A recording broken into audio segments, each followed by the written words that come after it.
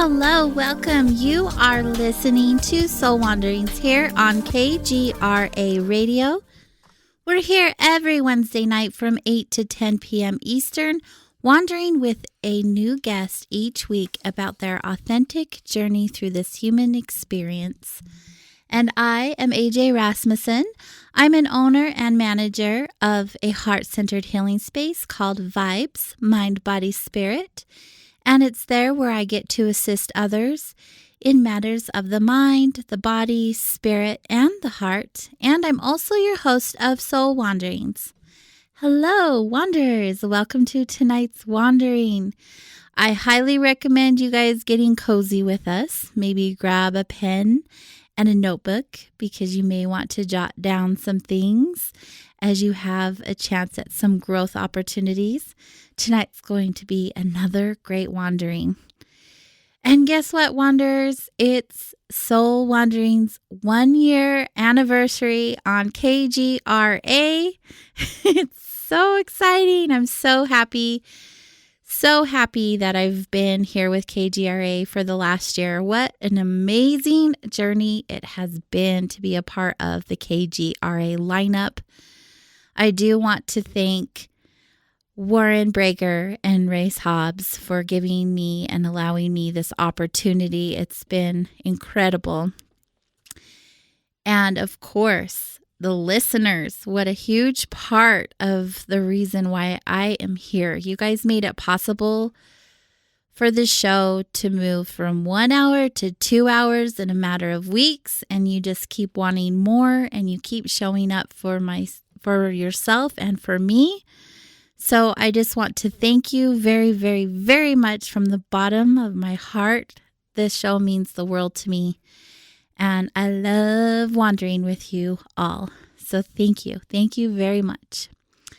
If you guys have been a listener of the show, you know now our sponsor is and always has been Vibes, Mind, Body, Spirit.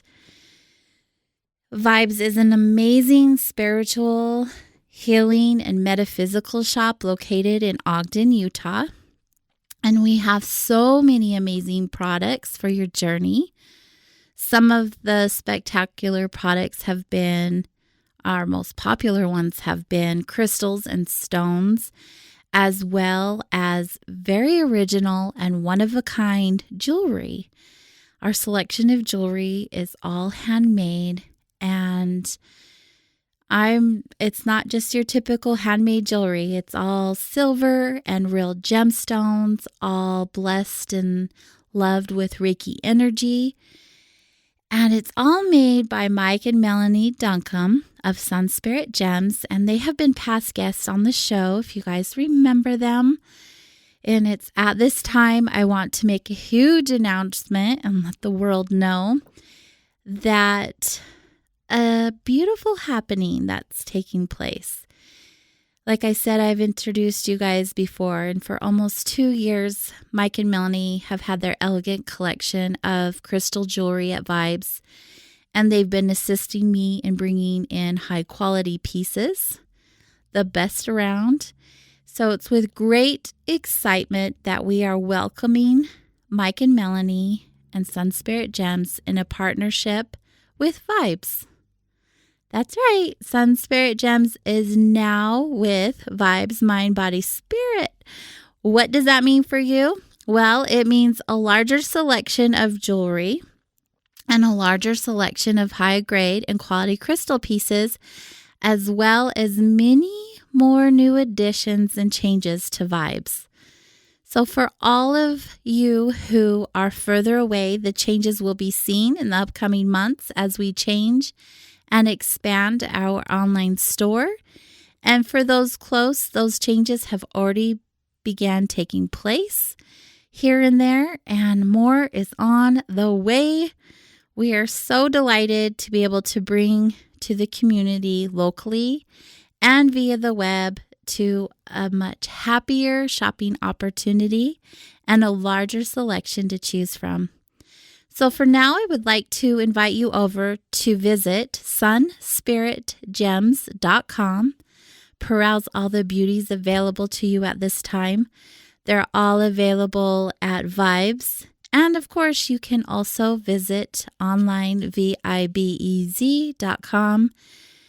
But I do want to voice publicly my excitement and appreciation that Mike and Melanie have both opened their hearts and their time to share space with myself and Warren at Vibes. It's going to be an amazing marriage and partnership. So look forward to all of those changes, and I hope you guys are excited as we are. Tonight, I am over in the chat room, and you can be there with me and other wanderers by going to kgraradio.com/chat. The chat room is a place where you can visit with other wanderers throughout the show, and you may want to ask questions to our guests, which is a great place for you to go because I'm in there, and if you type them in caps, I'll be able to see them easily, and I'll ask our guest as time allows me to do so. So I hope you take that opportunity and come and hang out. Tonight, our guest, I'm really looking forward to because we've been planning this one for a moment.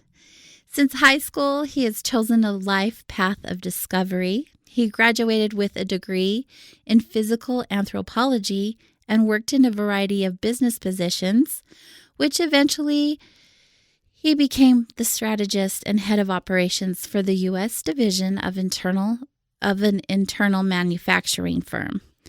He has an intensely curious mind, and he has considered the mysteries of life, and his own journey has led him to understand that we are not alone in the universe and that life continues beyond the physical world. Needless to say, he's in good company, right, Wanderers? Tonight, we will be learning more about the journey story of Tom Hamblin. Welcome, Tom. Thank you, AJ. It's a delight to be here. I'm so happy to finally meet you. You guys, he flew into Utah last night. We planned this visit, this wandering to be in person on his trip here to visit some family. So, thank you, AJ. It's a delight to be here. Well, it's wonderful. I'm glad we finally got to meet. And what a great night for you to be on the show because obviously I'm giddy. I'm almost always giddy, but being 1 year on KGRA and the partnership with my new friends at Sun Spirit. Well, they're not new friends, but the new partnership with my friends of Sun Spirit Gems. It's just a really good energy. And I'm glad that it's you that gets to be here to share that. I feel honored. It's always fun to see growth, and growth is about newness, and it feels good, doesn't it? It does. It's really warm and fuzzy, and I like warm and fuzzy. Absolutely. So, Tom, you had reached out to me to share your journey story. Most people do, but I've met them or their agent reaches out to me, but you were really excited. You're like, I love your show and I want to share my journey story. I want to help other people the way that you're helping them with my truth. Absolutely. Yeah, when I reached out to you, AJ, it was interesting because I felt that my journey might be really compatible with a lot of the other guests that you've had and a lot of things that you've presented. And so I was anxious to share it with you, thinking that, it would be a really good thing and you could use any part of my story at any time with anyone. I had no expectation of coming on your show, but I'm really, really thrilled that you invited me to come. So it's been fun. Well, it's much more fun when you can share it yourself versus me saying, hey, I have this fella who wanted me to share this with you.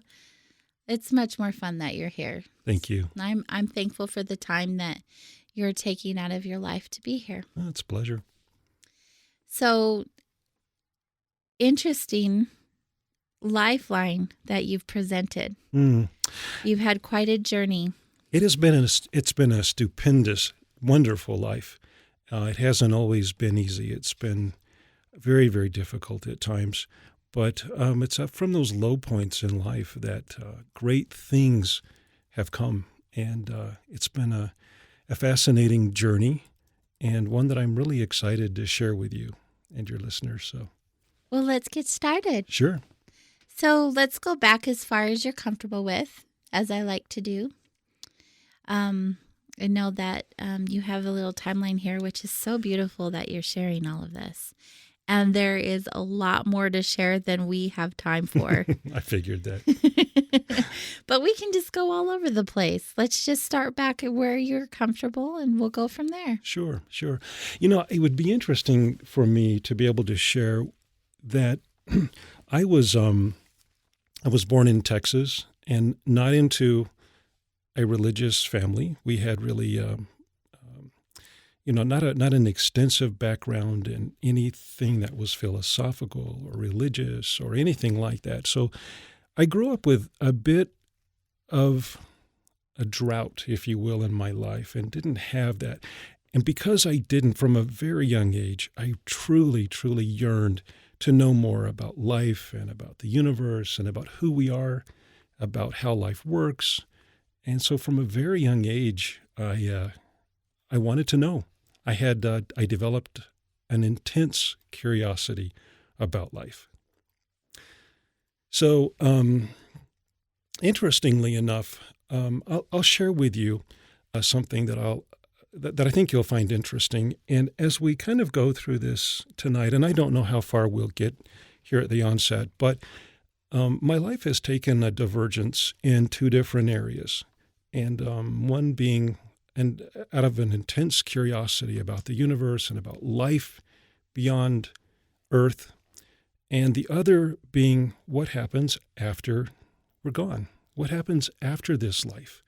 From my vantage point as a young man, I really didn't know the answer to either of those questions. And I'm in my 50s now, so if you think back, 50 some odd years, those answers just really weren't available, and those topics were really not very discussed, back when I was younger. So I would love to share something with you that kind of started me on that journey, and that opened the door for me to know that life continues. I was raised in a suburb of Houston, Texas, and at that time. It was just kind of a rather banal life. As I grew, about junior high, I became the subject of bullying. And every day after school, I would get off the bus, and the certain group of boys would want to pick a fight. And it was just me against all of them. A new boy had moved into the neighborhood across the street. And I didn't know him.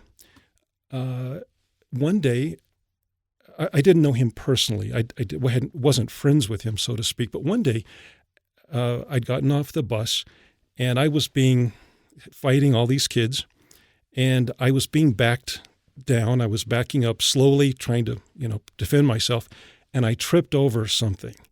And I hadn't seen it there, and I tripped. When I looked up, it was that new boy that had moved in across the street.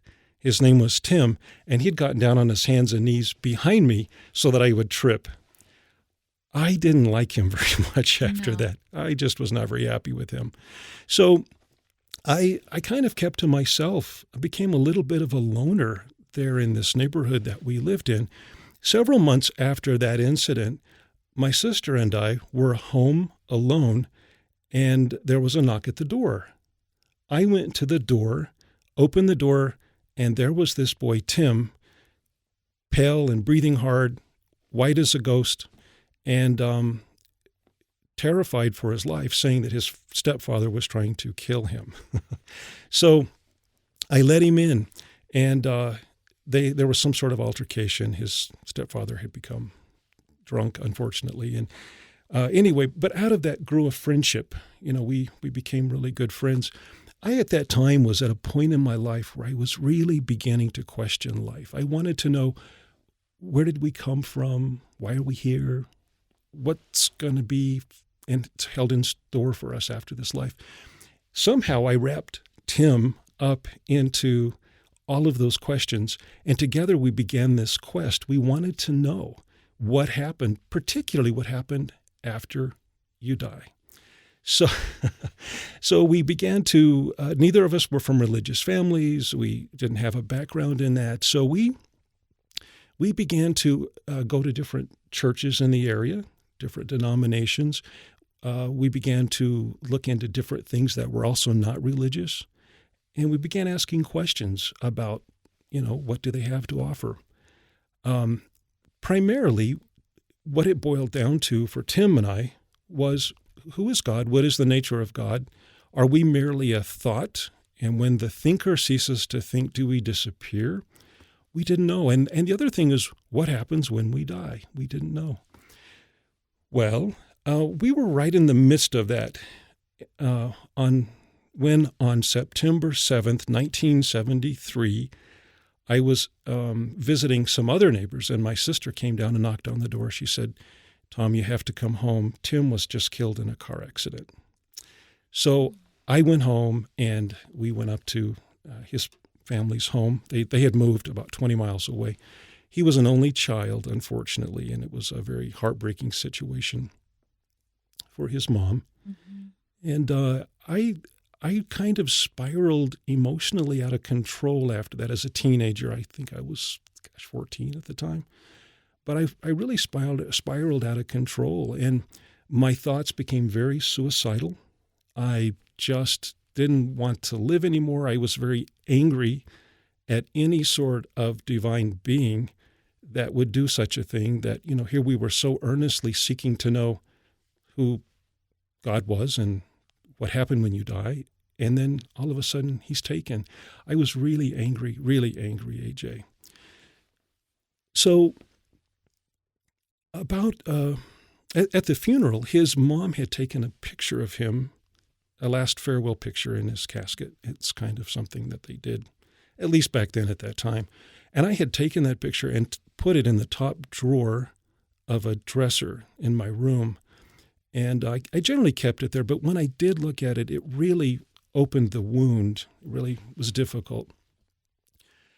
About a year after he passed, my grief was just not letting up.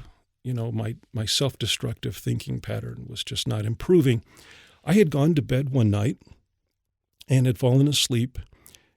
And during the night, I found myself simply sitting up in bed. But when I sat up, I realized that my body was still laying down. I was sitting up. I was still in the lower half of my body, but I found myself sitting up into the room. I could see the room, but there was a profound peace and peacefulness about it. And I felt that such peace that it didn't even seem unusual that my body was still, I could see it still laying down sleeping. When I looked at the end of the bed, my friend Tim was standing there. He was standing about a foot off the floor. I could see his bare feet. He had a white robe on that was pleated and kind of came out in these folds that fell to just above his ankle. It went down to about the wrists. It had a V cut. I looked at him. I looked at his face. He looked slightly older, maybe a few years older than he did when he passed. He had no acne. He had an issue with acne. He no longer had that. He looked supremely peaceful. And because the environment was so peaceful in the room, it didn't seem shocking to me that he was there. But in one single instance, all my questions were answered. He looked at me and spoke to me telepathically. He didn't use his mouth, and so I say that it's telepathic communication. But what he said to me is, Tom, why are you still so sad? Because you can see that I'm just fine. I literally shrugged my shoulders because I thought, yeah, you're right. Yeah, you're absolutely right. You are fine. He then turned his head toward the top drawer of the dresser and didn't open the dresser, obviously, but he looked at it. And I knew from just this mental communication that he was looking at that picture. He then turned back to me and said, so you see, there's no need to keep this. I naturally nobody told me, but instinctively, I just laid down. I went back to sleep. I woke up the next morning completely healed. I went to the drawer. I took the picture out. I ripped it up and I threw it away. There was just no need to keep it anymore. And I wrote the experience down. I had received an absolute wonderful experience that told me that life continues. He was just fine. And in the years that have since gone by, my memories of him are actually very happy. And I have had times in the years since then where I have felt the nearness of my boyhood friend. I have felt that he was close by. But that experience was completely life-affirming, completely healing. It was wonderful. It's such a young age for you to, one, question what happens after this existence or what's going on in this reality, and two, to lose a friend and wonder, what's going to happen now, and go through that type of depression because of the loss. Yes. But as you know, we never really lose anybody. No. Nothing's ever really lost. Mm-hmm. It just isn't. And, what you say is so poignant. It's to lose someone is one of life's greatest trials for many, many people, because there's... grief is a real emotion. Oh, terrible. Yeah. And it comes in waves. And so you think you're healed and you're good, and then it presents itself to you once again. Yes, it does. Yes. Absolutely. But what a comfort to know that he visits you still, even to this day, from time to time. Absolutely. Yeah, I have felt that presence. And over the years, as the years have ensued, things have opened up in that particular regard for life for me. And the nearness of that other side has become a much, much clearer reality. And I have felt, in addition to Tim, I've also felt the nearness of others as well. It's real. It's real. It is very real. And until you have that experience, you don't understand the realness of it. You don't. You have faith that it's real. Mm. Very much so. Well, you guys, we are wandering with Tom Hamblin this evening. And of course, we're just getting started. So there's still more to come. Make sure you guys stay close, and we'll be back right after this quick break.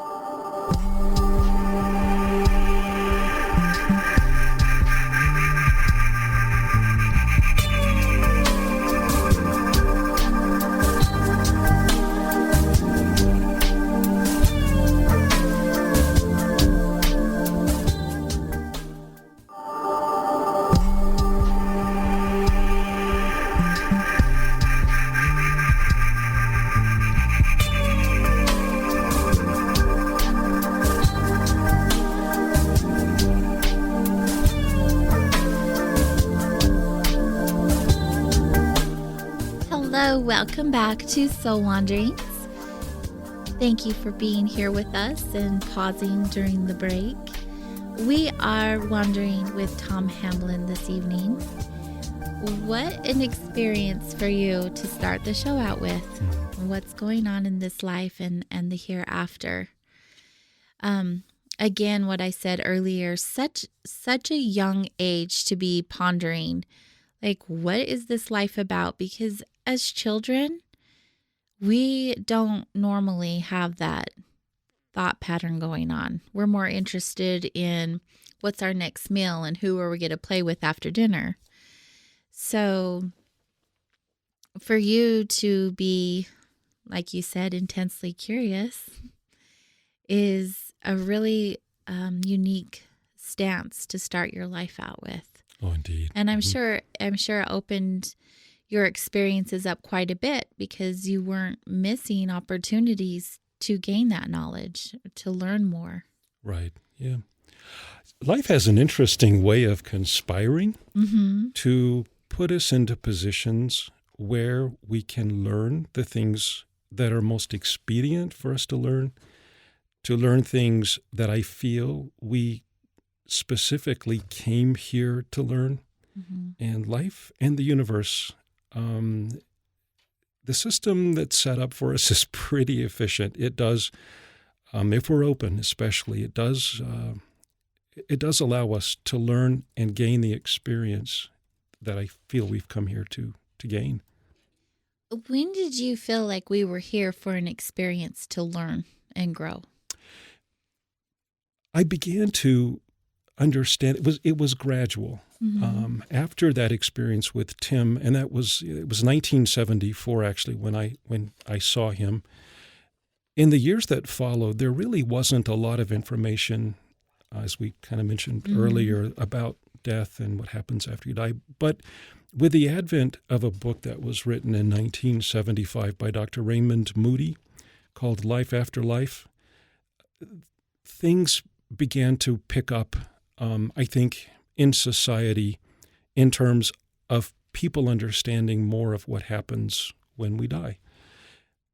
Dr. Raymond Moody's book, is a physician, and he began hearing a lot of stories from patients that were resuscitated about how they, had slipped from their bodies and had some amazing experience. They'd gone to some other place, or they'd gone up near the ceiling in the operating room, or wherever it was they were being resuscitated, but they were out of body and able to see what was happening and what was going on. In many cases, they crossed a gulf or went down a tunnel, and they saw family, friends, or they saw a pastoral scene, or they saw a tremendous being of light.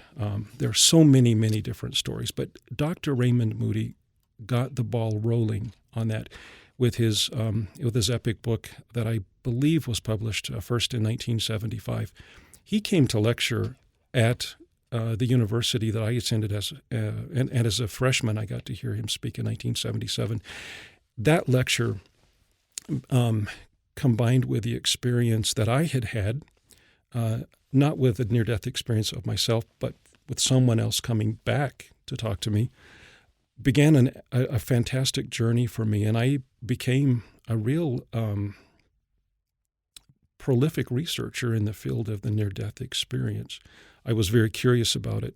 I have read volumes. I've talked to people who have had experiences, and though I've never done anything with that professionally, I've been asked to speak a couple of times on that, and I've been able to share some of the research that I gleaned.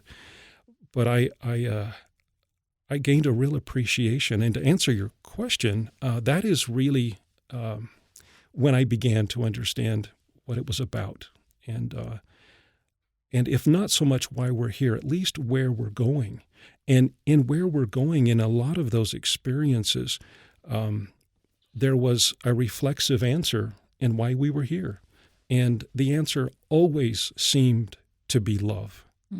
Always, always, always love. Mm-hmm. Many people that had that experience would come back and back into life and reenter their lives after those experiences, which were sometimes very traumatic. But the message was always love. And many of them were changed for good, forever, in the way that they saw life and the way they presented themselves and the way that they interacted with other people. I always say this on I don't know how many shows. Love is the answer. When it comes down to a question, what would love do? What would love say? Isn't that true? Mm. Yes, absolutely. Yeah. I appreciate you not having an NDE, but having a deep desire to know more about it and to walk through those experiences with others who have had one. Right. Actually, I did have my own sort of NDE. Oh, really? Much later in life. Mm-hmm. Well, are you comfortable in sharing that? Absolutely. What happened was in 1992, I was involved in an ATV accident, and I broke my femur below the ball and was hospitalized. While I was hospitalized, I didn't realize it at the time, but I began to develop a double pulmonary embolism, or an embolism. The emboli got into both lungs. And before they operated within 24 hours to put things back together. But before they could even operate, I was having trouble breathing. The situation turned very, very, very scary. and very agonizingly difficult. I just couldn't get air. I did go through surgery. They did put my leg and my hip back together, but in the days that followed, I was in the intensive care unit and I couldn't breathe, and I was in and out of consciousness. I had never, ever been in physical agony that was that severe. I remember at one point coming to some sort of consciousness. I didn't wake up, but I became keenly aware, keenly conscious. I was aware of my own thoughts and thinking. And I found myself in a space. I didn't see anyone. I didn't hear any beautiful music. I didn't see anybody. But what I did note about what I had experienced was that it was a very light-filled place. The light was beautiful, and it was nothing like the sun or like our artificial lighting at all. I was in such agony in that space, and I remember trying to gain enough strength to think and to pray for God to take my life, because it was like being in a frying pan. I mean, even if you jumped into the fire, at least it's a change. And I remember just gathering up enough strength to just beg for my life to be over, when all of a sudden a thought came floating down, back and forth like a leaf would float to the ground. And as it came down, I could read the thought. And what that thought said was that if I chose to live, that I would be able to influence people's lives in a way that only I could do. And I didn't at the time at all think that I had some special mission that only I could do. What I truly felt was that all of us are in that same space, that each of us has something to offer to others that only we uniquely can give. As soon as I understood that, I completely flipped, and I just made a decision that I would live. And in the days that followed, slowly, this condition began to break up. And what happened in my case is I literally just coughed it up a little at a time. But each time I coughed up this mass, I could breathe better. And I lived. I went on for another day, and was very happy to live, but also very impressed after getting out of the hospital and wondering, what is it that I have to do, or who is it that I can touch? What does it all have in mind for me?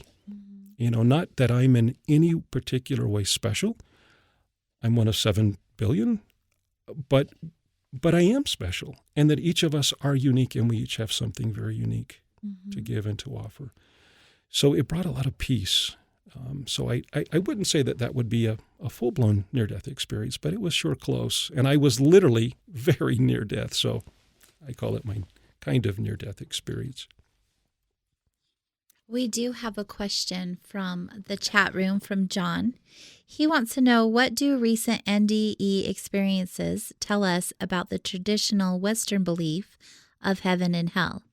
It seems that very few NDE subjects give us negative reports. Oh, there is so much written in the literature about that. Thank you, John, for that question. Well, to be honest with you, I've read accounts from people that were highly religious people that were very encultured or very enmeshed, if you will, in Western tradition and in Western traditional religious belief. Interestingly enough, what comes back with people, or what they bring back from their near-death experiences, is often colored by their own belief systems. So while the experience itself may be somewhat universal in the elements that are presented, people can oftentimes color that with their particular beliefs, and perhaps they see Jesus stepping out of Western tradition, maybe they've seen Buddha, or they've seen a being of light, which they may come back and say that was Christ, or that was Jesus, or that was Buddha, or that was an angel. But certainly the undertone of the experiences are universal, and central and core to that is love. A lot of times, people that have, in many cases, people that are quite religious have come back and have reported that it was nothing at all like their religiously held beliefs, that there was no judgment, that it was pure love, that often they've seen people, and in many cases, people have experienced life reviews, and in those reviews, the only person that judged them was themselves, and they were often the hardest critics. Mm-hmm. And so there was no judgment. There was just pure love. And a lot of people have found that very juxtaposed to their belief systems. My feeling about it is that what we will find will be far beyond our wildest expectations of happiness and peace, and all of the dread things of heaven, or of hell at least, those elements will not be there. The hell that is there has often been reported by people who say that we make a hell for ourselves. Mm-hmm. But that once we're willing to forgive, we can move on. Mm-hmm. Love, forgiveness, I agree with that completely. Yeah, we are definitely our own personal hell. We really do put that upon ourselves. And I think we were talking about that off air. Or was it on air? I don't know. This whole night has just been amazing so far. Such great conversation. There is another question from Libertas. He wants to know, do you believe in reincarnation, conventional heaven, hell, or progression through enlightenment? For me, personally, mm-hmm. I have come full spectrum. I've seen a great shift in my life. I did become religious in the traditional Western sense for many years, and very devoted, observant, religious follower in the Christian sense, or Christian tradition. I have shifted, and as I have learned more, I do feel that reincarnation is a reality, that it is real. I have had some experiences which led me to know that it is a viable part of our progression. So yes, I do. I personally believe that it is a reality for us. Well, thank you for answering the questions to our listeners. You're welcome. I'm sure more will come up as we continue to wander. But going back to your personal experience of your NDE, not NDE. Right. I can empathize with that, having had my own not NDE, but NDE, receiving the messages. So you had shared with me some experiences with meditation. I did. So going back, when did meditation become a part of your practice? And I'd love to share that with you. In the 90s, I had really never been a person interested in meditation. And I became interested in it when I learned about an institute in Virginia called the Monroe Institute. The Monroe Institute produced a product they call Metamusic, and it is based on a binaural technology. I was so excited about it. I ordered their products, and I used them for a number of years, and I still to this day do. I love the Monroe Institute and a lot of the things that they produce. They were the ones who really helped me start this journey of meditation. About 1998, I had become a very frequent meditator, and I was at my home in Arizona and had begun to meditate so deeply that I was getting to a point where I was beginning to feel like I was on the verge of out-of-body experiences. And I got really excited about that. I thought, oh, this is a shift. This is different. This is new. One day, I was sitting in a study in a very comfortable chair, and I had gone very deep into meditation. I had begun to feel my hands lift away from my hands, if you will. I mean, I began feeling like I was going to float out. When that happened, I got really excited. And I thought, wow, maybe I could see my grandmother. My grandmother had died in 1987. I was really close to her and very much missed her. But that thought occurred to me, hey, maybe I could see my grandmother. As soon as I thought that, just without pause, I very distinctly heard her voice in her Texas accent, and she said, "Now don't you come a-looking for me, sonny boy." And she called me sonny boy. And it was just, it shocked me. It surprised me so much that I instantly just snapped right out of the meditation. And again, I had this other piece of evidence that life exists and that people are near. Mm-hmm. They're not far away. They're very close. Very close. There was such mirth and love in her voice. It was only a sentence, but it said so much. It said that she was very aware of me, and she was very tuned in to that little experience of meditation, and was right there on top of it, and used humor. You know, the way that she said it used humor. So it was such a positive experience. Right, and just the validation of her being there. I mean, by calling you Sonny Boy. Yes. You can't make that stuff up. No, you can't. Absolutely you can't. It's the good stuff. I really enjoy when our loved ones come through for us that way. Mm-hmm. It's a simple reminder of, you really are here instead of me having faith that you are. So thank you for showing up that way. AJ, people may think that only certain individuals are subject to having these things happen. But truly, everybody absolutely is able. I mean, we all have that ability. It's all about tuning in, don't you feel? It is. Like really just quieting yourself, like coming to that still moment and allowing it to happen. Exactly. Yeah. It's the focus. It's the tuning in and the being patient with it. Right. Patience and recognizing it too. And it starts to happen in small and subtle ways. Wouldn't you agree?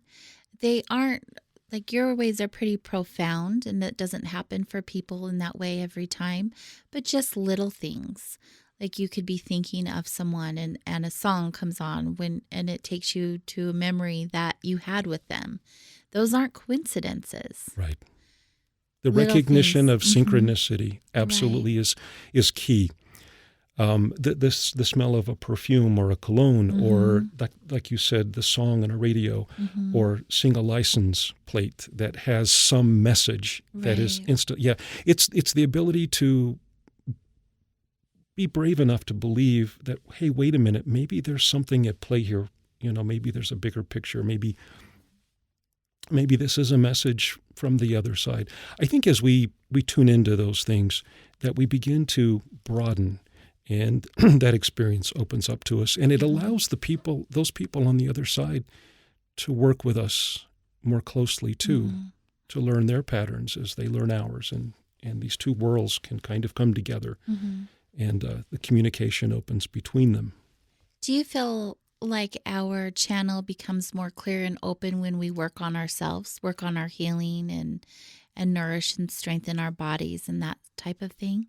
I do, and I have found that in addition to that, oftentimes we are assisted in that healing from those on the other side.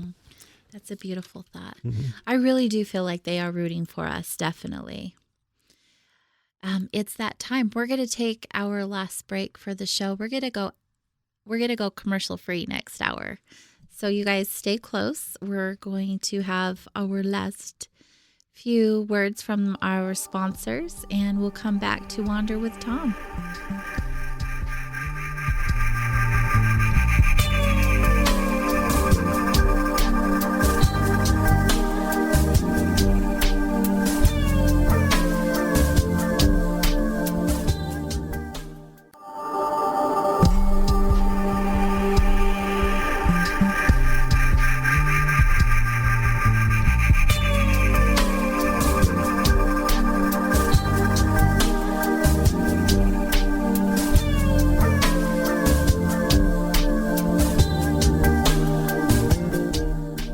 Welcome back to Soul Wanderings, which is heard here on kgraradio.com, as well as many other platforms like Spreaker, TalkStream Live, or TuneIn Radio, just to name a few.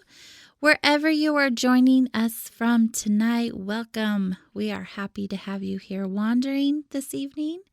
Tonight we are having the opportunity to hear of the journey story of Tom Hamblin, and it's been fascinating this far. So we've decided to go commercial free the second hour. Hope you guys are all settled in and ready to hear another hour of wandering with this gentleman. Before the break, we were talking a little bit about life after this. Well, a lot of it. I guess the first hour all kind of was about that topic.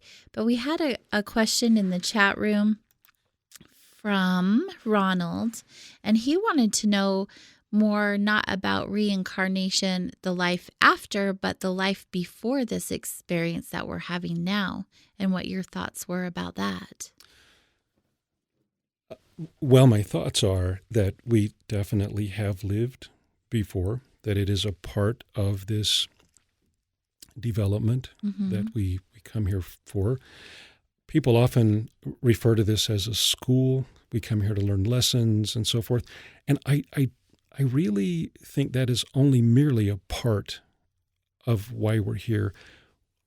My experience has shown me that we're here for the experience. We're here to experience the experience.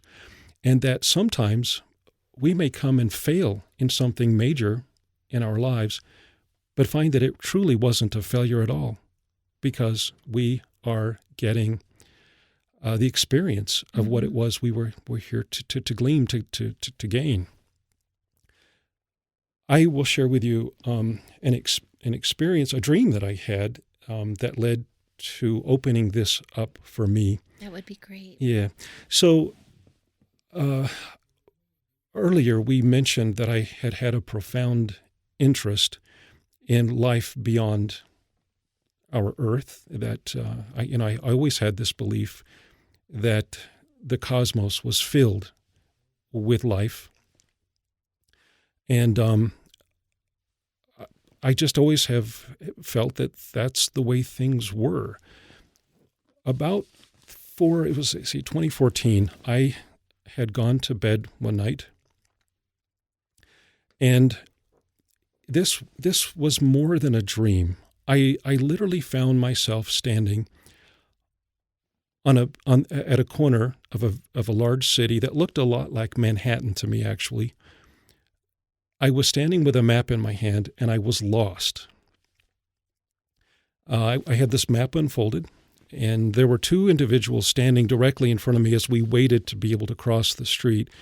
The only thing that I noticed about these two individuals in front of me was that they were both wearing brown, identical suits, which seemed kind of funny to me because I actually had a suit that looked just like that. And as I stood there, the light changed, allowing us to cross.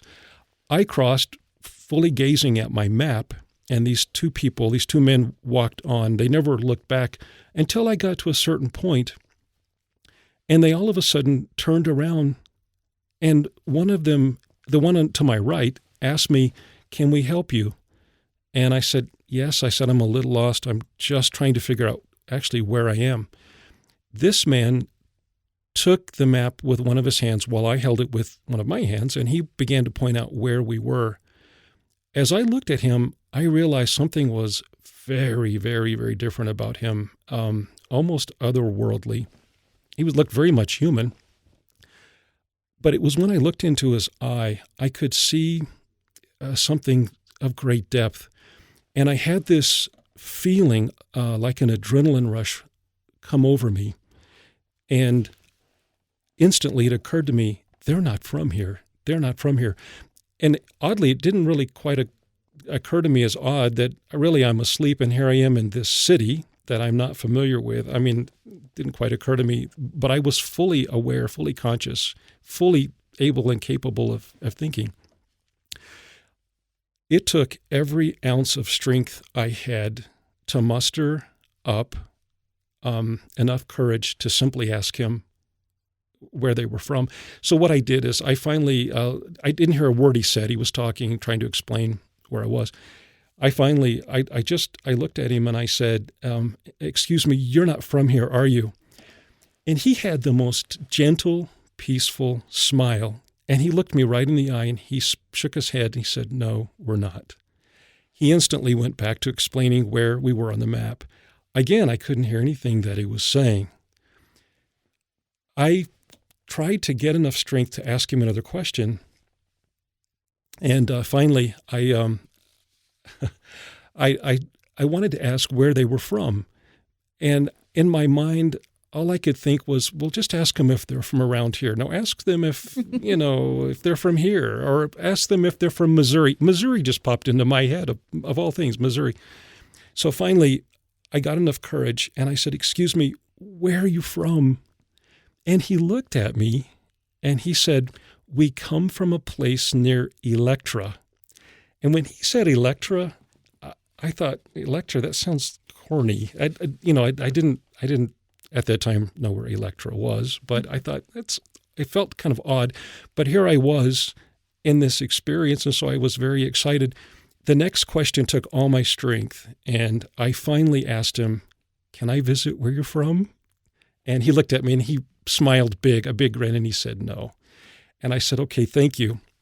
And they began to walk off, and they left. Well, that was the experience. I fell back into a deep sleep. I woke up the next morning like I'd been hit by a bus. I was so excited, and it was apparent to me that something amazing had happened that night.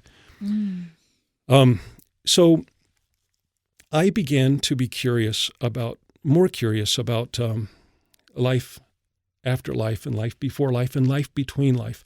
I came across a book by an author by the name of Michael Newton. And he actually wrote a couple of books, and I highly recommend anyone that is interested in the subject to read them. But the one that I started with was a book called Life Between Lives. And I read that. I devoured everything that he'd written. And he's one of my favorite authors. Isn't it fantastic? Yes. Yeah, and so that everyone knows what he did. He was a hypnotherapist who did past life regressions, but not necessarily past life regressions. He actually would take them to the space between lives. And I think he amassed research on about 7,000 patients. And he found all the universalities between all the experiences, all the common things. It was amazing, the work that he did. So I became very curious about, well, where did I live? Where was I? And so I found someone, or I began to search for someone who did past or life between life regression work. And of all things, I found that someone I knew did that, Lisa Tensmeyer Hansen. Wonderful, beautiful, beautiful person. I was so excited. I called and made an appointment with her. And about a year ago, I visited her at her office, and we spent about 4 hours doing some work. And I will just share with you that I was very dubious that I would be able to be regressed. I didn't think that would work on me. I think I'm a pretty good hypnotic subject. I can meditate pretty well, but I really wasn't sure that I would be able to be regressed. And then if I could, would it just be my imagination making it up? All of the things I you was wonder. concerned. Yeah, I was concerned. Well, Lisa and I worked together. And one of the things that she suggested to me as we began to work is that my mind would go to a place and allow me to experience exactly what was most meaningful for me right now. And what happened was that I found myself in late 1500s Ireland. And I saw myself more as an observer. And there was one particular person that I saw, a man that was a little frail looking, average height, looked like a hard worker. And I began to wonder who this was. I began to be very drawn toward him. And for some reason, I went over and slipped right into his body. And this is within an experience. And when I did, I began to weep because at that point I realized that was me. And in that life, I could see how it had gone from beginning to end. I knew his name. I didn't see all details, but I saw exactly enough of what was really most beneficial for me to learn. I even saw up to the point where he died. I saw his death scene. I saw when he crossed over. I saw his mother, or my mother, I guess, as I crossed. She was waiting there, and it was a truly phenomenal experience. And it was at that point, after that crossing, that I began to experience what I was so curious about, and that is the life between lives. So as Lisa and I explored this, I began to be able to see far back into linear time. I could see out into the cosmos. I could see these beautiful structures in space that were just overwhelming. And oddly enough, I saw the two people that I had seen in my dream. I was so touched that I wept. I had seen that I had been a part of their family on some other place, not Earth, at some point in the far distant past, and that I had volunteered from amongst the group of them to come here to have experiences here. So to kind of tie two things together, one being that cosmic expansion of this very passionate belief that we're not alone in the universe, and what happens after death, it all tied it together for me. In that life in Ireland, I could see that I died about the age of 60, not much older than I am now. I lived as a hand on a very large farm. I saw where I lived and where I slept, and it was just at one level above the barn. But it was a profound experience, and I was able to draw a lot of parallels between what I had come to experience in that life and what I had come to experience in this life. Oddly enough, AJ, I could sense in looking at that life that there were two lives between that life, which ended about 1649. There were two lives between that one and this one. I didn't know what they were. We didn't explore them, but I knew they were there. So fascinating to me, the whole past life experiences. Do you believe in soul families, that we have our same people in this experience that we've had in our past experiences and will continue to have in our future experiences? Michael Newton addresses that quite a bit in his writings and what he reported. Yes, I do. It seems that we do seem to travel with people along our journey. And I do. I think it does get mixed up. I've heard of people experiencing lives with people that weren't necessarily in their soul group, but other people came in because there was an experience that was very beneficial for them to experience with that person. So yeah, I do. And I love the way Michael Newton presented that. And it was his presenting that was only what was reported from his clients as they spoke about that. So going even deeper into that, we're here, as you said previously, to your belief, and my belief as well, that we're here for education, to have a learning experience. Do you feel like each one of our lives is also the same? Like we level up in our experience, like different grades? Like as if we were going to school, in high school, 10th through 12th, are we in 10th grade and we're going to move up to 11th grade, our next experience? Or do you just believe that we're meant to have different experiences for our purpose in every life? It seems to me that what occurs is more than a rigid grade system or a progression in what we would think of here on earth as school. It seems that it's the change in our natures. It's the expansion of our consciousness. Yes. It's our taking on a more divine nature upon ourselves. That seems to make the difference. I've read accounts of people who have come in multiple lives to experience the same thing, life after life after life, until they kind of get it, until they understand whatever perspective it is that they are seeking for their own growth. I'm not sure if that answers quite what you're asking. I had no expectations. I just was curious as to what you felt. Yeah. I really, truly feel that any advancement that we experience is really for the overall expansion of who we are. Right. And I don't want to necessarily say a purification of who we are, but certainly an expansion towards what I could only describe as a more divine nature, growing to be an ever more integrative part of eternal mind, that eternal mind from which we came, that we kind of meld eventually back into that.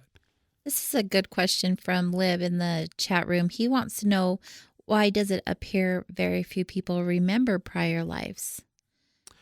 Which I was going to ask the question similar. If we're here to expand and grow, sometimes we're having to relearn the same things that we were meant to learn, or even possibly have learned. Why aren't we remembering that from life to life? I can only really answer that not from personal experience, Right. but from things that people have shared with me with their own personal experience and things that I've read. It seems that experience is best experienced in a vacuum, and that as we experience things in a lifetime, they imprint upon our soul. Any good that we, or things that are really wonderful growth that we receive, we really never lose that from life to life, even if we kind of digress in some ways. It's my understanding that we don't, but that we're best served just taking it from a tabula rasa, from a blank slate, if you will. So, yeah, I would agree with that. I don't know how much I would want to know. I know. Honestly. Yeah. Well, thank you for answering all of those questions. I know we got off topic a little bit from your journey story, but everyone's quite fascinated in what you feel about the topic. So moving on with your journey story, we left off with the meditation and how that became a tool in your life and how you had received a message from your grandmother. Is meditation something that you practice on the daily or quite regularly? I do practice meditation very frequently. And sometimes it's just simple. It's just as simple as when I wake up in the morning, just really laying in bed and getting into a certain place. Right. But yeah, I frequently do. I like to just sit in the power and feel it. Meditation has really been extremely beneficial for me, and has really been a springboard for other areas of growth, particularly with the ability to understand more about the world beyond here. I've had some wonderful experiences with just that. I'll share with you that last year I found I heard of a book called The Fun of Dying by Roberta Grimes, and was really taken back by the title. The title didn't make a lot of sense, I thought at first. What's fun in dying? So I got a copy out of curiosity and read it and found it to be absolutely wonderful. And I've become a real fan of Roberta since she has a blog post, and she's written quite extensively about her 50-plus years of afterlife research. And one of the things that Roberta had said, had talked about a little, was guides, spirit guides. And I became very curious to know if I had a spirit guide. I had always, in the religious tradition, I was always told to not talk about that, you kind of downplay that. If there are angels that help us, we always. So I never really ventured out in those times during that life where I didn't really explore that, but I felt more liberated to do that now. And one day last year, in meditation, I was determined that I was going to find out who my spirit guide was. I didn't even realize that we have multiple, but I was determined to find out who that was. I got into a very profoundly deep meditation and found myself out of body, climbing up a very, very dark cliff. And I somehow knew that when I got to the top of that cliff, I would know who my spirit guide was. I would meet my spirit guide. I had this funny feeling that would occur. I remember climbing and climbing and climbing. And as I got near the top, I could see it was very well lit. And I got up to the top, and there, sitting on the ground, waving to me, smiling ear to ear, was a friend of mine by the name of Jameson, who has nothing to do with any of this. I mean, Jameson, he's someone who's in business. He really has no interest in spirit guides or. Anyway, I was shocked. I was so shocked to see him. I nearly fell back over the cliff, and I thought, what on earth? He's not my spirit guide. He's a buddy of mine. I then just began to talk to my spirit guide and say, I am going to call you Jameson. I assume that you're not really my friend Jameson who's alive. You are simply someone that so is you felt like it was an indicator for the name purpose. I hint, yeah. So I found a woman who was giving a tour. I mean, not a tour, a symposium, a seminar in Denver. Her name is Suzanne Giesman, and she was here. She's a medium, and she was coming to Denver to do a seminar on how to develop your mediumistic tendencies or your abilities. Mm-hmm. I was very curious about that, so I attended.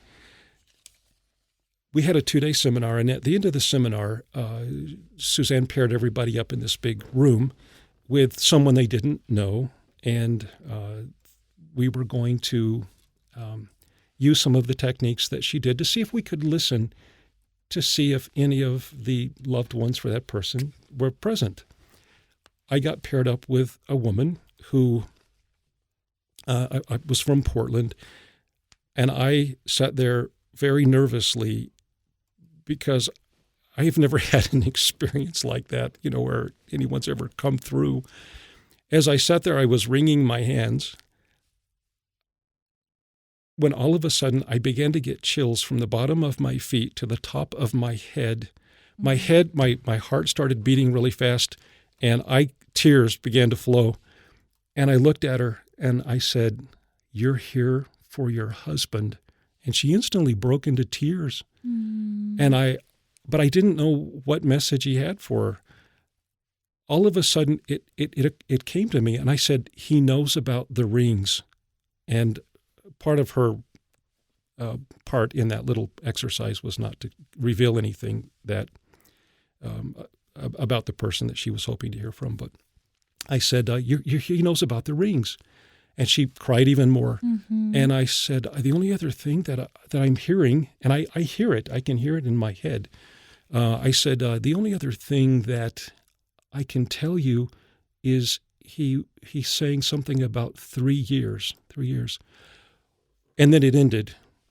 She grabbed me by the hand and we ran out into the lobby of the hotel, and she sat down and she said, "I have to tell you." She said, "My husband died 9 months ago from an accident 3 years ago." So he had received tremendous trauma and had kind of lingered for 3 years, and then he had passed away. She said, "When I came in today, I told him in my heart, I said, I don't want to talk about 9 months ago. I don't want to talk about it."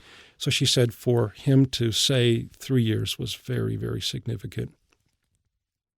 She then opened her purse, and she pulled out his wedding band and a ring that he had worn. She said, "I didn't even tell my kids that I brought these." So I was blown away, just blown away that, oh my goodness, it is possible. It is possible.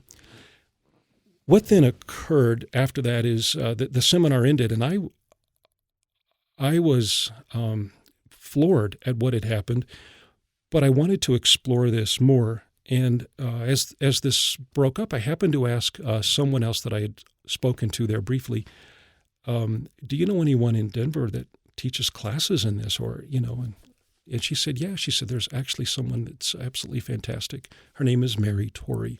So I looked up Mary Torrey and made a beeline over to her office, and she did whole classes. And I, since I've been able to learn and have had some tremendous experiences with this.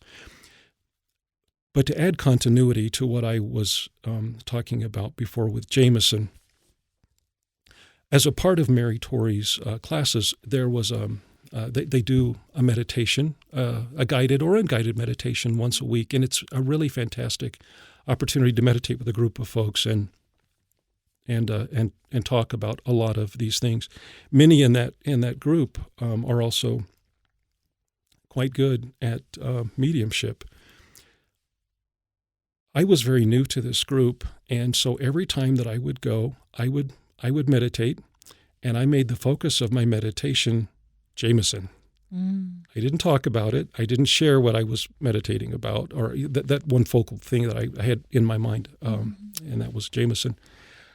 About the fourth meditation that I attended, a man by the name of Andy attended. And we were all just talking afterwards, after the meditation, about some of the things that we'd experienced, when instantly he said, "My spirit guide, whom we referred to as Dr. Moore, is here, and he has with him someone that he needs to introduce, and that person is Dr. Edward Jameson." Oh, my goodness. As Andy was speaking, I had an extreme intense pain at the bottom right side of my skull. It was so intense, I could barely hear what he was saying, but I was absolutely thrilled, and I thought, this surely is... This has got to be the same Jameson. This is Dr. Jameson. When Andy finished, he said, "This is really odd," but he said, "I've got this extreme intense pain right in the lower right side of the back of my skull." I hadn't said anything about that, yet I was experiencing the same thing. And so at that point, things began to unfold a little more, that the spirit guide, his name was Dr. Edward Jameson, was profound. It was a profound experience. It was nothing that I'd shared, starting out with Andy, I hadn't discussed that with him. But my life began to take off, and I began to understand that there is continuity between this life and the next. Mm-hmm. There is nothing bad or evil about kind and loving people who have passed. They have great things that they work on. They've got their own growth and their spiritual development and their interests that keep them moving and inspired. But they by no means have forgotten us, and in many instances really do turn back to us to assist us in our journeys, to convey love. And I have to say that every time that I've experienced that, it has always been with a tenderness of heart and tears. I wouldn't know how to handle an experience that was the least bit antithetical to that. I mean, people talk about scary experiences. I've never been interested in that. I don't invite that. Mm-hmm. But instead, my experiences have been very profound and very touching and very loving, very, very loving, and very evidential. There's always been something about them that has been proven out, to be something to say, yes, this is us, you can depend on this. I can share one other experience that I had with you in that little group, if you don't mind. Another evening, after the meditation, we were just kind of sitting around, and one of the people in the group, Chris, said, she said, there's a lady here, and she described her. And from the description, another one of the women there by the name of Christy said, oh, that's my grandmother. I recognize her. As I sat there, I tried to relax, and the name Tom, which is also my name, came into my mind. I hear it. I can hear it. And then the name Indiana came into my mind, and I was I'm very new to this, and I was a little reluctant to bring that up. But finally, I did say, Christy, the name Tom and Indiana are being very much given to me right now. And Christy took a deep breath and she said, wow, that is my uncle. That is my grandmother's son, Tom, and he lives in Indiana. So in a sense, that was evidential that the grandmother was able to pass on that, yes, this is indeed me, and I'm a complete stranger. I don't know Christy outside of that group. I know zero about her life. So fast forwarding a couple of meditation experiences later, as I drove to where we meet, I kept hearing the name Indiana. And I don't go to these meditation circles necessarily with the intent of mediumship. I go there to meditate. But the name Indiana kept being in my head. And all I could remember was the previous experience with Christy and talking about Tom and Indiana. As I parked my car on the street, I parked behind a car with Indiana license plates. And I thought, oh, this name is stuck in my head. I don't know why. So getting inside, I found that there were two women that were new to the group. It was their first time, and they were there for the meditation experience. So we did the meditation, and afterwards, Chris said, oh my, she said, I feel the presence of a man. He's a grandfather, and she described him quite a bit, and she even described how he passed. And one of these women that was new said, oh my, that's my grandfather. So she went on to have the most beautiful experience with the grandfather, and people in the group were getting items that were very evidential to this girl, and she cried. She said, "Oh, it's my," and he died 5 months ago, and I love him so much. All the while, I kept hearing the name of states. I kept hearing Texas, Michigan, and Indiana, and it was getting so strong that it was driving me crazy. And I finally said, and I thought it was for that girl whose grandfather had passed. I said, I don't know if there's any significance to this, but Texas, Michigan, and Indiana, Texas, Michigan, and Indiana. And the other girl had been sitting there, and her eyes lit up, and she said, oh my gosh, that must be for me. She said, my uncle died last night. He lived in Texas, and we're from Indiana City, Michigan. Oh, my goodness. So these things, can be given to us. I fully believe that life is integrative, that there really is, we're all connected. Mm-hmm. And when we expand our vibration, people often say we raise our vibration, but to say we raise our vibration is really very duality. We really, consciousness expands. We don't raise consciousness. It expands in all directions at once. So I find that as we raise or expand our consciousness, we grow much closer to spirit. And as we do, we become very integrated. And not only with those on the other side of the veil or those in that great spirit world, but also amongst us.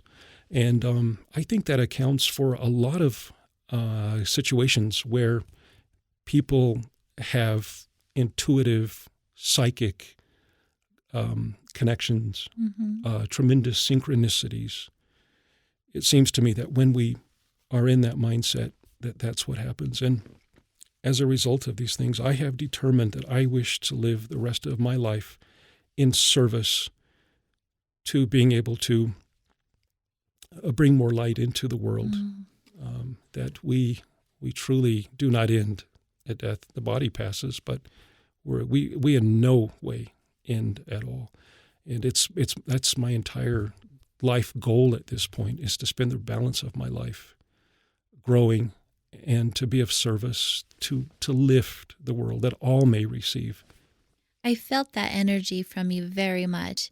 And when you said you were surprised that I asked you to be a guest on the show, I knew that there was a purpose and a reason that you reached out to me.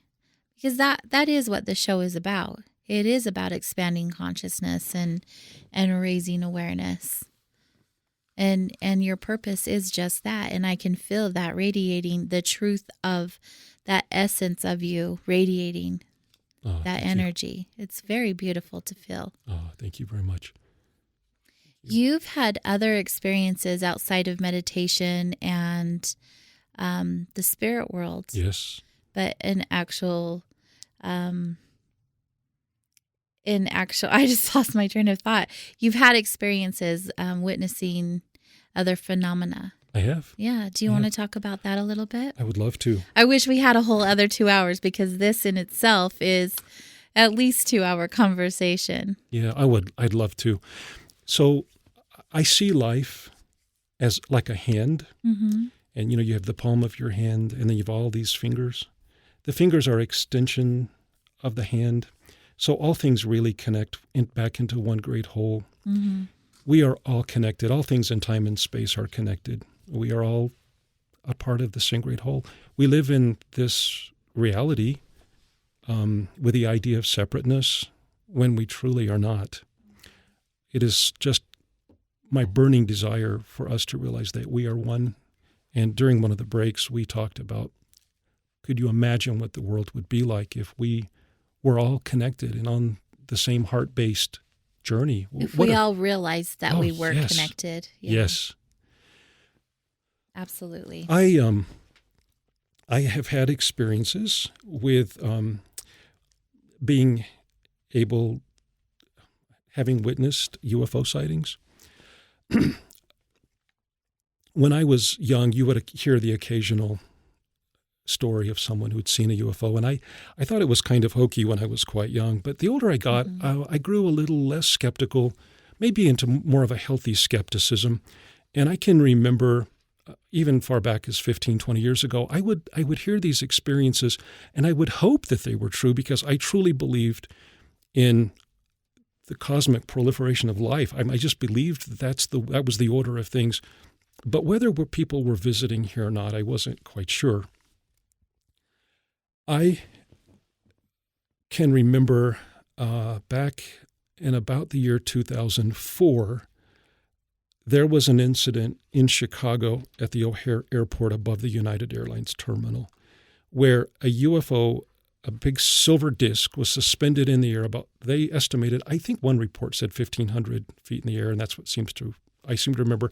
I read another report that said 10,000, so if it was 10,000 feet, it must have been very large. But nonetheless, this object was witnessed by ground personnel, by at least an individual or two in the tower, the airport tower, and by people who were professional pilots. They were in the sky all the time. They knew what should be in the sky.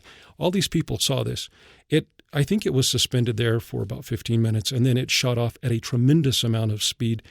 When it shot off, it cut a round hole in the clouds as it went straight up out of the atmosphere. For some reason, that experience was one I just had a hard time refuting. Typically, I anticipated hearing about an experience like that and then looking for something to refute it within the days or months that followed, so that I would know that, that was not any sort of extraterrestrial occurrence. Nothing really valid ever came out of that experience, and it turned me. So I began to open up. I became a foster dad, and I with the intent to adopt in the year 2009. And I'd always wanted to be a dad. I had never married, and I just decided one day that I would go become licensed and become a foster dad. And Arizona at that time had a FOST to Adopt program. It was a system where they could track you on from foster care to adoption. And I took in a young man who was put into my home without a lot of information. I didn't have a really good background, very good background information on him. He was just kind of thrown in. And unfortunately, he had come from an institutionalized environment and really wasn't fit to be in a home. But here I was, a first-time dad, single, and doing this on my own, and this young man had tremendous issues. I had, one night in May of 2011, I called a very good friend of mine, and I went out to the backyard. It was about 11 p.m. at night, and I'd gone out to the backyard to be out of the house, so I couldn't be heard on the telephone to ask for parental advice. I was leaning against a brick wall, and that particular home, the backyard was slanted up so you could see over the roof of the house. And over the roof of the house, I could see the dark silhouetted peaks of the McDowell Mountains there in Scottsdale, where I lived. I was talking on the phone, and as I talked, I noticed this big, huge blue ball suddenly speed into my peripheral vision to my left and stop. It just stopped and hung right above the silhouetted mountain peaks. The mountain peaks in the McDowells are not, they're not like the beautiful mountains here.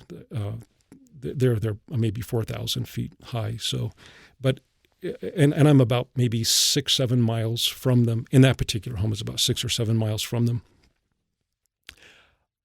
It didn't alarm me to see that, but I noticed it. And as I continued to talk, this thing began to move again at a very rapid speed and came to a complete stop. It moved like nothing I had ever seen before. It was natural, but it wasn't. I continued to talk, but now I'm in my mind, I'm beginning to wonder what aircraft can do that. I mean, there was nothing that I could think of offhand. When all of a sudden it descended at a 45-degree angle, tremendous speed, and stopped. At that point, I dropped the phone, and I didn't know what to think of this. I picked up the phone and told my friend, I said, I think I'm seeing one of those UFOs. I don't know what this is. As I was talking to her, this big, huge, blue glowing object took off and shot up through the sky, and kind of like the O'Hare incident, I don't know if it bore a hole through the cloud, but it illuminated the cloud in this bluish haze. And I watched it. I could see it leave and grow tinier and tinier as it left the atmosphere. I told my friend, I said, I've got to go. I can't talk. I hung up the phone. I walked across the yard. I'd taken my shoes off up by the porch. I went up to grab my shoes. I bent over. As I stood up, I felt the most beautiful, calm, peaceful warmth. And I almost describe it as being like a beautiful warm oil being poured down through my entire being. And I distinctly heard the words, "Thank you for caring for my child." I had no context. I didn't know what that experience had to do with the shocking one that I'd just seen. I didn't know. Did that refer to the boy who was in the house? I didn't know. I didn't know. But what I did know was that I had to find out more about what this was and these experiences. So living in Phoenix, I was very fortunate, and it was just easy to Google groups that met and discussed these things. And the group that was there in Phoenix was a division or a branch of MUFON run by Stacy Wright and Jim Mann. Fantastic group of people, very sincere and very a great academic approach to this whole field of studying what these objects are and what this is. So that began a journey for me, and I continued to have more of those experiences. And as I did, I began to understand through direct experience that they were perfectly tied in to our consciousness, and in my case, to my consciousness. I knew that there was a direct correlation between what I was seeing and from my perspective, that there was a connection, that they were aware, just as I was aware from my point on the ground. So, of course, everyone in the chat room wants to know more about the O'Hare Airport incident. I know they're familiar with it, seeing how this is KGRA, and it's been a topic numerous times. So several questions in that regards. They just want to know a little bit more about it, how large it was, how close you were to seeing it. Was people, I know you said there were other people who saw it, but were people seeing it that were near to you at that time? Yeah, and did anyone take any pictures or videos that you're aware of? Sure. I wasn't there. I wasn't present for that. I saw that on TV. I saw that in the news. Okay. Yeah, I saw that. It made it seem like you were actually physically there when you were sharing the story. Oh, I apologize. I didn't mean to misspeak if I made it seem that way. No, I wasn't there. I wasn't present for that. Oh, okay. I was simply privy to that through the media, and I was profoundly affected by that. And for anybody interested in that, I say just Google that, because there's a lot of information out there. And everyone's aware of it. Yeah, and they will be, I think, pretty impressed with the circumstances following that. But your personal incident in Scottsdale was also profound. That's quite an experience. I really believe that experience in Scottsdale was a part of my own personal awakening. It was like someone was saying, "It's time to wake up, Tom." So is that a belief of yours? The more awake we become, these other beings are coming to us and making themselves known? Oh, it's far beyond that. Even, AJ, I believe the more awake we become, dimensions and realities open to us in many, many regards. Most often, it's where we place our focus and interest, our desire and intention. And for me, I was placing it in, well, I really hadn't placed it in that direction. It just kind of happened. And the way that it happened, it was as though that object was intent on making sure that I saw it. Perhaps there were other people in the community who saw it as well. I didn't hear any buzz about it, but there seemed to be a connection between making sure that I saw it. But you've had other experiences since that moment. Oh, yes. Several. Yes. I can share some of those with you. Yeah, we have about 10 more minutes. So. Okay. Yeah, let me share some more of those. Short of. Yeah. On another occasion, I was in the Superstition Mountains this is in Arizona, and I'd gone with several other people with a pair of regular binoculars because we wanted to see the harvest moon come up over the mountains. It was a beautiful, huge harvest moon where you could actually see the little craters with your eyes. It was just beautiful. We were standing at dusk looking at this moon as it came up, passing the binoculars around, and I don't know what it was, but something just possessed me to look straight up. As I looked straight up, I saw the most unusual, billowy-looking cloud, almost like strands of angel hair that were kind of just all woven in and out. But it looked like it was maybe composed of a plasma. I had never seen anything like it, so I don't quite have the words to describe it. I stood there, and it was so unusual because it was still pretty light outside. Light was decent, and this thing looked pretty low.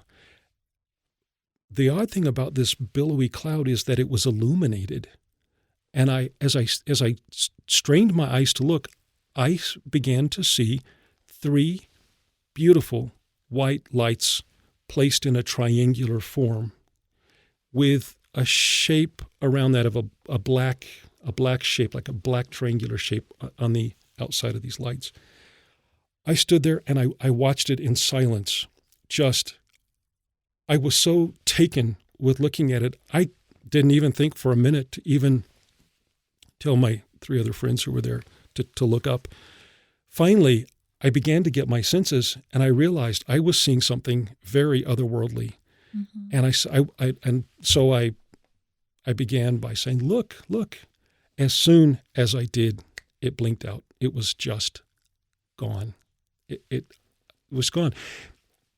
So somehow, it was aware that I was looking, and for whatever reason or for whatever purpose, when I tried to bring others into the experience, it was gone. I don't know if that meant that it was just for me. I've heard other people's accounts. I've seen similar things, and they've often said, it must have been just for me or for that person that was witnessing it. So that was an experience that, again, there's no context. I can't embellish it. I can't say that it was this or that. I can't. It's just the experience that I can report. I had another experience, and I share these, AJ, with a full intent and hope that others will be inspired to go look for themselves. And I just want to say, I am regular Joe. I am just, I'm just average person. I just happen to have an intense curiosity and love of life and a passion to do something about finding the answers. We can all do that for ourselves. Do you feel it's as simple as asking for any being to appear before I think that's us? a beginning. That's a start. I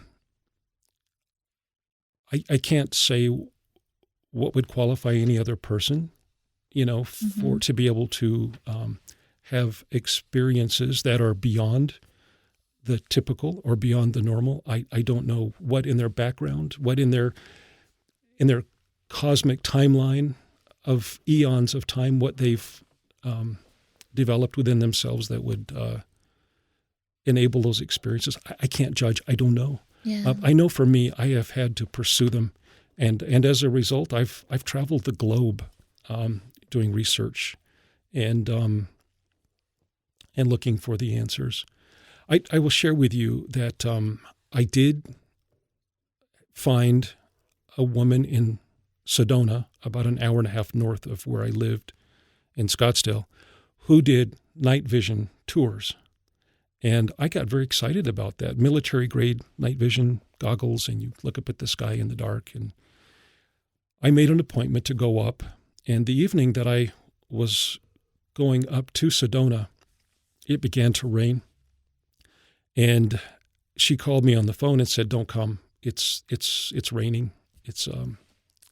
I don't think we're going to be able to go out." And I told her, I said, "I already have a hotel room. I'm just going to come and just make it a chilled evening and just enjoy being rained in Sedona for the night." I got checked into the hotel, and about 8 o'clock that night, she called me and she said, this is really strange. She said, Sedona, the clouds above Sedona have opened in a perfect circle around the city, and it's not raining right here. She said, the stars are out. She said, let's go. I was the only person that she had on the tour that night. So she and I went, and she was very good to educate me about what was a satellite and what were the things that we typically could see or would see in the night sky, including airplanes, and what's a star and how a satellite moves, or, all these different, common phenomena that we are aware of. So she educated me. As we were out there, I began to see things, as did she, and she sees them all the time. But I began to see things that kind of looked like satellites, except that they would streak across the sky and they would stop and then move back the other direction, or they would zigzag, or they would shoot straight out of the atmosphere, or they would shoot straight in. On one occasion, I saw two huge objects come in from above the space. They came into the atmosphere in tandem. They came in and then they kind of swirled and then went off in another direction. At the end of the evening, this huge object came overhead and stopped right above us. And she was so excited. She was screaming, "Hello, we love you. We know you're there." I was just blown away that I could see this with my binoculars. She had given me a laser pointer so we could point to objects if we saw them, so we could, share, what we were looking at with each other. I decided to try an experiment, and I thought to this object that I was seeing in the sky, I said to it, if you can hear me, I'm going to flash you once with my laser pointer. Can you flash me back? I flashed once, and this object expanded. The light just kind of went out huge. And I thought, oh, was that a coincidence? So again, I said, if you can hear me, let's do 2 times. And I flashed twice with the laser, and twice it expanded. So I knew that there was some connection. Right. I knew there was something going on. Wow, that's incredible. Yeah. Oh, we have like 1 more minute. Okay. 2. Oh, I'm getting told 5, but I just need 1 minute. So you have 4. Okay. Well, I could, you have so many stories. I could share one more experience with you. Please do. This is all about you and your journey story. Oh, well, okay. So well, the one thing that happened that was up close occurred in 2014. I had been invited by a very nice friend of mine to attend Super Bowl 48, which was held at MetLife Stadium. And I was going to meet him we were going to stay in Manhattan and then go out to the game the next day. So I went to the Phoenix airport and got on my flight. And at that particular trip, I was in first class. I had gone and I had requested an aisle seat. When I sat down, the girl at the window next to me said, "Would you mind changing seats with my boyfriend who's at the window on the opposite side?" I did not want to take a window seat. I wanted the aisle so I could stretch. I'm 6'3", so I wanted the room. But I thought, nah, let's let them. It's 4-hour trip. Let's let them sit together. So I moved and went over. It was a long flight. I decided to meditate, and I got into a very deep meditation and just invited anyone out there who was good, who held good intention, if they so desired, to please come. I would love to see something. And I meditated for a good 2 hours or more into the flight. I finally kind of came to when the pilot said, "We're going to begin our descent into JFK." As we began to descend into JFK, I looked out the window and I could see the water was pretty close. There was a huge ship, and I couldn't see it in great detail, but it was closer. I happened to look up straight out my window, right at about the tip of the wing, and I forget which aircraft this was. It was big, but right about the tip of the wing, which was behind me, about that far out from the fuselage, directly out my window, was a very large silver sphere. I never knew that a silver sphere could be absolutely breathtakingly beautiful, but the polish on it was absolutely perfect.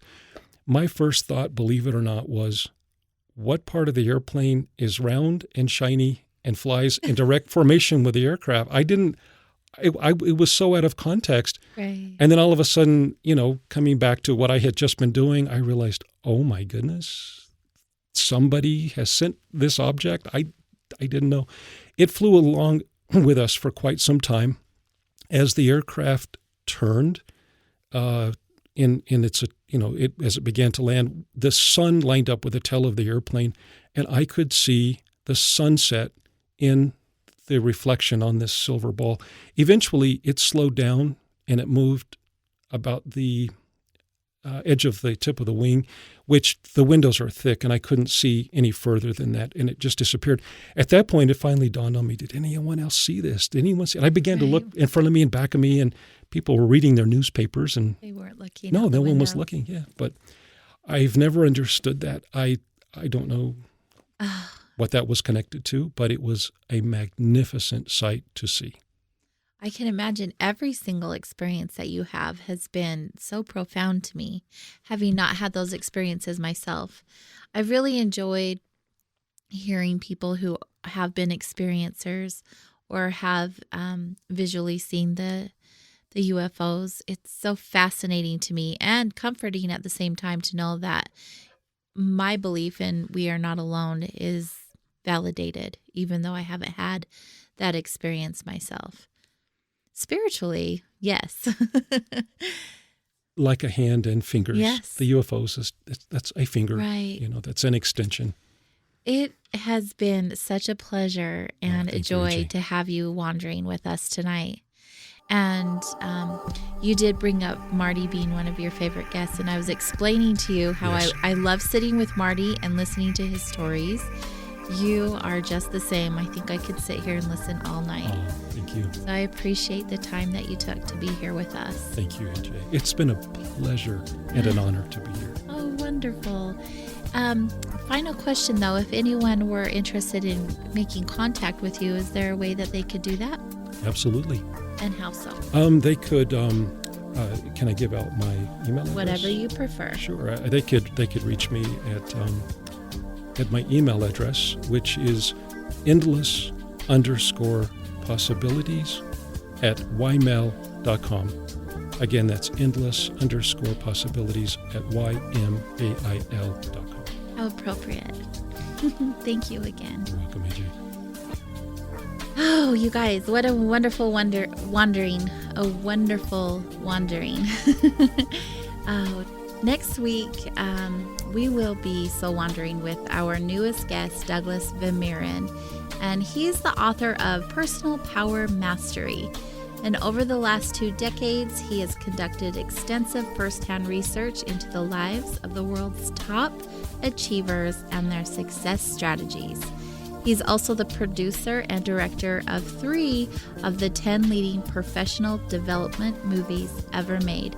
So plan on joining us again next Wednesday at 8 p.m. Eastern for another fantastic and motivational journey story.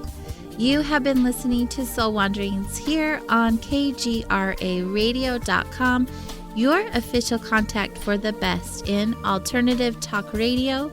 You can find more about Soul Wanderings on soulwanderings.com. And there you can connect to all of Soul Wanderings social media and my very own personally. I hope you have been and continue to learn each week as we share space together, and that you feel comforted and supported in knowing that you are not alone through this human journey, that we are all divinely connected and loved. Happy day.